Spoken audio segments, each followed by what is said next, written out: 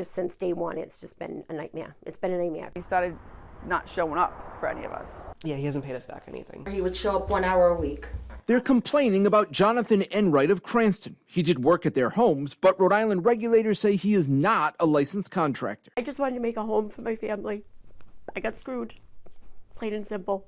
Sandy Frazier says she hired Enright to do some deck work and replace a roof over one room of her Coventry home.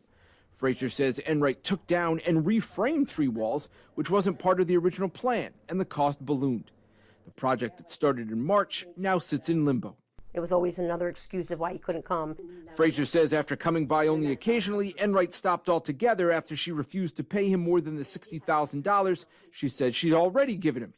Now you can see screws and unsightly seams on walls, an unfinished ceiling, a crooked door, sloppy-looking siding. She wants all of her money back. Frazier says she's had to pay other contractors $10,000 to do work Enright was supposed to. She says more work needs to be redone, but she's out of money. So what do you think of what you got for your $60,000? Well, we're on television, so.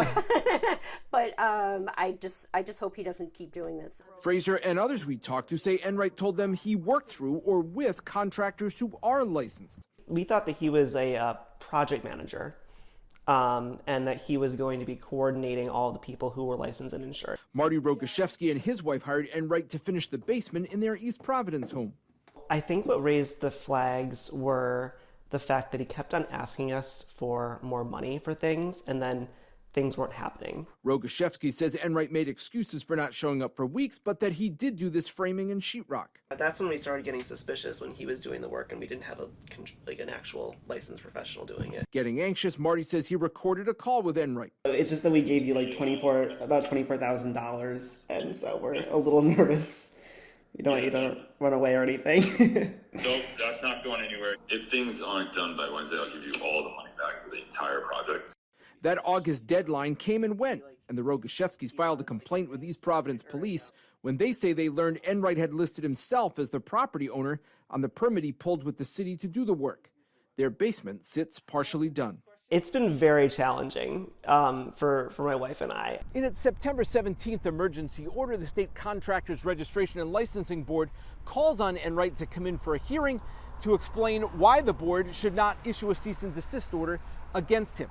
According to the order, the board believes Enright has broken multiple laws, arranging and performing work without a valid registration, fraudulently using another contractor's registration, misrepresenting his registration status, and false advertising. According to the order, Enright, quote, presents a threat to the public welfare, and it's clear, quote, he has no intention of discontinuing his pattern of flagrant disregard for the law. Meanwhile, the Attorney General's office confirms it has received complaints about Enright and is working through its consumer unit with customers that we've talked to in this story. Customers describe Enright as charismatic, personable, smooth, but he didn't want to answer my questions. No answer at his home. He did return my phone message saying his lawyer would call me back. But after not hearing back for a week, I went to Enright's house again. No answer again. But I quickly got a call from his lawyer who told me they have, quote, absolutely no comment and will handle the matter with the contractors board. So he started. And never finished. Amanda Marks says she hired Enright to tile her bathroom for a few $1,000s, but then said he claimed to find black mold and said much more work needed to be done for about $10,000 more. He had told me if I pay him the money up front for this, that he would give me $2,000 off. So I agreed. She says Enright poured cement that leaked through the floor into the basement of her Warwick home, and again says he wasn't showing up. Of course he had excuses. Someone else finished the job. Mark says Enright agreed to pay her back, but she's still looking for $10,000 more from him. It makes your house worse than it was. Like, I didn't even have damages to my house. So my thing is, I want him to stop. Nicole Palazzo hired Enright to build a small front deck on her Cranston home. This isn't it.